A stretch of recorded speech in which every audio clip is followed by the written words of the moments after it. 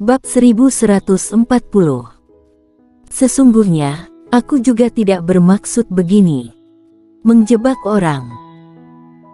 Jantung Nathan Ye berpacu seperti 1000 kuda, warrior yang menyelamatkan adiknya, dan dia hanya bertarung melawan setengah kaisar, tetapi sekarang warrior yang malah meminta dia membunuh pendekar kaisar, dan bahkan seorang guardian. Kalau pendekar kaisar biasa tidak apa-apa. Tapi, ini guardian. Tentu saja dia tahu apa yang dimaksud guardian. Istana Alam Baka saja tidak berani membunuh saat itu. Jika kamu merasa sulit, kamu bisa menolak, kata warrior yang. Tangan kanan Nathan Ye mengepal perlahan, tetapi segera mengendur, tetapi tidak butuh waktu lama sebelum dia mengepal perlahan lagi. Setelah beberapa saat, dia menatap warrior yang dan berkata, "Keluarga Ye, kami berhutang nyawa padamu. Hari ini, aku akan membunuh kaisar untukmu." Membunuh kaisar. Pada saat ini, manusia berperisai emas di sebelah kiri ujung langit tiba-tiba memandang Nathan Ye dan berkata, "Anda adalah orang yang berbakat, masa depan tidak terbatas, mengapa kamu harus mencari kematian?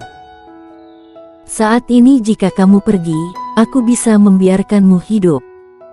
Jika kamu keras kepala, itu akan menjadi saatnya roh kamu binasa." Pada saat ini, warrior yang tiba-tiba mengangkat kepalanya untuk melihat manusia berperisai emas yang sedang berbicara, dan berkata, "Aku juga seorang bakat dunia spiritual, dapatkah kamu mengampuni aku juga?" Kamu. Manusia berperisai emas memandang warrior yang dan berkata, "Aku tidak tahu apa yang telah kamu lakukan, tetapi kamu membiarkan mata jalan surga berkorban untuk memberikan hukuman darah kepadamu. Aku pikir kamu pasti melakukan sesuatu yang membuat manusia dan dewa murka. Hari ini, tidak hanya kamu yang akan mati, tetapi semua orang yang berhubungan denganmu akan mati." Mendengar kata-kata manusia berperisai emas, ekspresi Bendico Xiao dan yang lainnya tiba-tiba masam, ini untuk menghukum 9 keturunan. Di samping, warrior yang berekspresi murung juga, tangan kanannya perlahan memegang gagang leluhur pedang, energi hitam dan kekuatan bintang di tubuhnya mulai aktif secara bersamaan. Pada saat ini, manusia berperisai emas menoleh ke gadis penunggang babi bertiga di samping dan berkata, "Orang Istana Alam Baka." Gadis penunggang babi melirik ke pihak lain, langsung mengabaikan pihak lain, lalu menatap Hades di samping dan berkata, "Ayo pergi, Istana Alam Baka kita tidak bisa ikut campur dalam masalah ini." Diabaikan, ekspresi manusia berperisai emas segera masam, lalu berkata, "Aku yakin Istana Alam Baka kamu juga tidak berani campur tangan ketika gadis pendendam Istana Alam Baka kamu." Mendengar kata-kata manusia berperisai emas, ekspresi gadis penunggang babi seketika menjadi murung. Dia menatap manusia berperisai emas, dan berkata dengan kejam, "Kalau kamu berani menyebut dia lagi, aku akan membunuhmu sekarang." Di samping, Hades dan Sun Kengel juga berekspresi suram. Manusia berperisai emas itu menyipitkan matanya dan hendak berbicara, ketika pria di sampingnya dengan tanda bajak laut berbentuk bulan sabit tiba-tiba menghentikannya, lalu menatap gadis penunggang babi, dan berkata, "Apa yang terjadi saat itu sudah lewat, dan tidak ada artinya diungkit lagi. Kami datang hari ini, bukan untuk Istana Alam Baka, tapi untuk orang yang dijatuhi hukuman darah. Jadi, kalian berempat bisa pergi." Gadis penunggang babi melirik pria berperisai emas dengan dingin, dan berkata, "Kamu harus mengerti bahwa alasan kami berkompromi bukan karena takut padamu. Selain itu, ingatlah dendam tahun ini, suatu hari, kalian harus melunasi hutang darah." Konyol. Pria berperisai emas itu mencibir, hanya mengandalkan Istana Alam Bakamu. Pada saat ini, gadis penunggang babi tiba-tiba naik ke langit dengan menunggang babi putihnya, datang tidak jauh di depan pria berperisai emas, dan berkata, "Jangan bicara omong kosong, kami berempat, kamu dapat memilih salah satu dari kami untuk bertarung denganmu. Dalam 100 pukulan jika tidak dapat membunuhmu, kami berempat akan bunuh diri di sini. Jika kamu tidak dapat membunuh kami dalam 100 gerakan, kamu akan bunuh diri di sini. Berani kamu?" Pria berperisai emas menyipitkan matanya dan hendak berbicara, namun dihentikan oleh pria dengan bekas luka di sampingnya lagi. Laki-laki bekas luka itu menatap langsung ke arah gadis penunggang babi dan berkata, "Semua ketua aula Istana Alam Baka sangat lihai dan kami para Guardian tidak bermaksud untuk meremehkan istana kamu. Aku ulangi, kali ini kami datang bukan untuk mengincar Istana Alam Baka, tapi untuk orang yang dijatuhi hukuman darah. Aku rasa, Anda tidak ingin membuat masalah tambahan, kan?" Gadis penunggang babi menatap dingin pria berperisai emas itu, kemudian dia berkata, "Hanya sampah yang menjalankan tugas, aku tidak tahu dari mana kamu mendapatkan rasa superioritas." Setelah selesai berbicara, gadis penunggang babi berbalik dan pergi, dan pada saat ini, pria berperisai emas tiba-tiba berkata dengan galak, "Brengsek, apa yang kamu katakan?" Ketika gadis penunggang babi mengatakan itu, dia dengan tegas tidak bisa menahannya. Tepat saat suara pria berperisai emas terdengar, gadis penunggang babi tiba-tiba berbalik dan menghantam dengan tongkat. Momentum yang mengerikan langsung menyelimuti pria berperisai emas. Ekspresi pria berperisai emas berubah, dan tombak di tangannya menusuk tajam. Bang! Di mata semua orang, pria berperisai emas terguncang hampir 1000 kaki. Di samping, ketika ekspresi pria bopengan berubah dan akan bertindak. Namun, pada saat ini, Sun Kengel tiba-tiba muncul di depannya. Pria bopengan itu sedikit terkejut dan hendak bertindak. Pada saat ini, Sun Kengel tiba-tiba berkata dengan lembut, "Semuanya kembali ke hampa." Terdengar suaranya, Sun Kengel menatap langsung ke arah pria bopengan. Di bawah tatapannya, ruang di sekitar pria bopengan mulai hancur. Tidak hanya ruang di sekitarnya, bahkan armor pada pria bopengan mulai menggeliat, dan kemudian mulai hancur. Ekspresi pria bopengan berubah drastis, melemparkan tombak ke tangannya dengan keras. Tombak itu menembus udara dan langsung membawa cahaya keemasan ke Sun Kengel.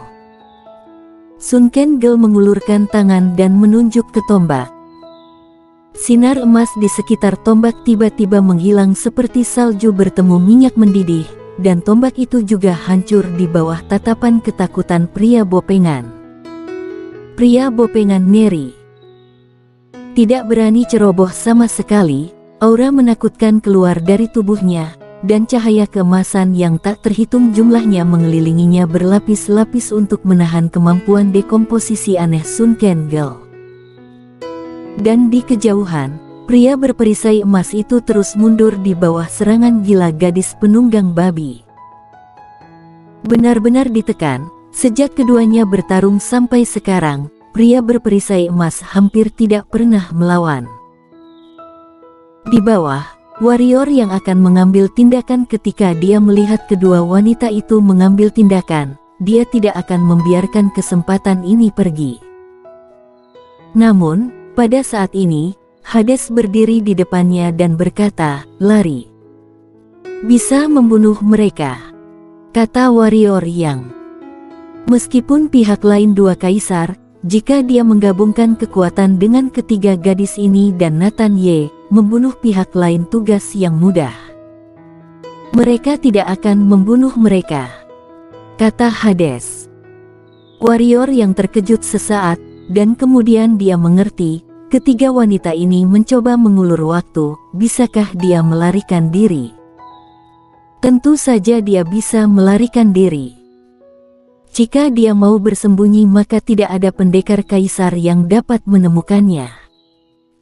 Tapi bagaimana dengan perguruan rusa putih? Kalau kabur, Guardian pasti melampiaskan kemarahan pada perguruan rusa putih. Bagaimana bisa perguruan rusa putih menahan amarah Guardian? Warrior yang menarik napas dalam-dalam dan menggelengkan kepalanya. Melihat warrior yang menggelengkan kepalanya, Hades memberinya tatapan rumit, tetapi tidak berbicara. Pada saat ini, gadis penunggang babi dan Sunken Girl di ujung langit tiba-tiba berhenti dan mundur ke samping.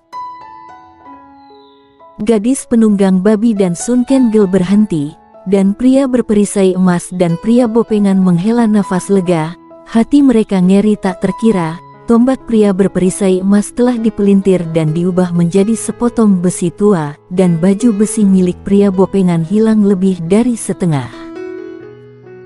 Gadis penunggang babi mengabaikan pria berperisai emas, tetapi melihat ke arah warrior yang di bawah dan berkata, "Kamu termasuk pria jantan." Sambil berkata, dia melihat Hades di samping, dan berkata, "Ayo pergi, jangan menyusahkan semua saudari. Jika ini urusanmu sendiri, datang 100 Guardian pun akan kami urus untukmu, tapi itu bukan urusanmu." Hades terdiam. Warrior yang memandang Hades dan berkata, "Urusan aku akan melakukannya sendiri. Jika memungkinkan, maksud aku jika aku meninggal, bisakah kamu membantu aku mengurus orang-orang di Kingzhou dan perguruan rusa putih? Aku bisa menjanjikan ini padamu." Pada saat ini, gadis penunggang babi di samping tiba-tiba mengatakan sesuatu, lalu dia melihat kedua pendekar kaisar di ujung langit dan berkata, "Warrior yang adalah orang hukuman darah, tetapi bukan perguruan rusa putih, dan mereka tidak tahu tentang itu sebelumnya, jadi masalah ini tidak ada hubungannya dengan mereka. Menurut kalian, benar bukan?" Kedua pendekar kaisar berekspresi masam, ini sedang mengancam. Setelah lama terdiam, pria bopengan itu berkata, "Tentu saja." Gadis penunggang babi menoleh ke belakang dan menatap warrior yang sedikit mengangguk dan berkata, "Terima kasih banyak." Setelah berbicara, dia melihat ke arah Nathan Ye di samping dan berkata, "Aku berubah pikiran, kedua orang ini, aku akan menyelesaikannya sendiri.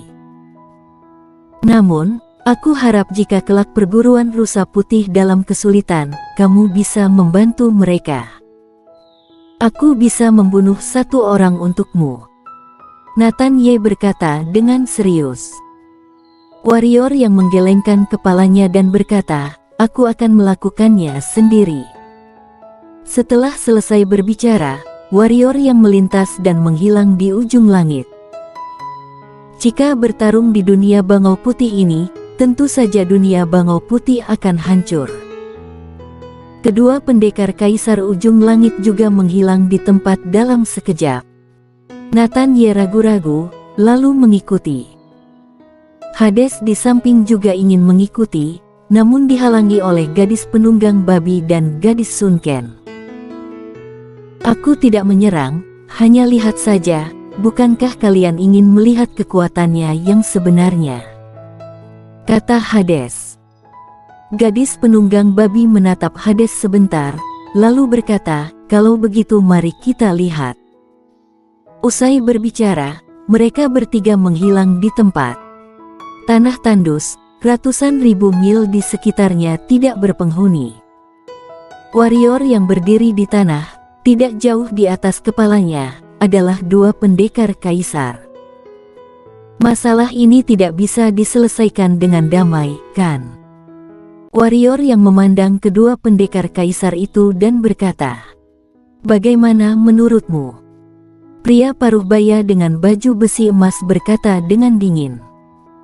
Warrior yang sedikit mengangguk dan berkata, "Sesungguhnya, aku sedang memikirkan nasib kalian." "Benarkah?"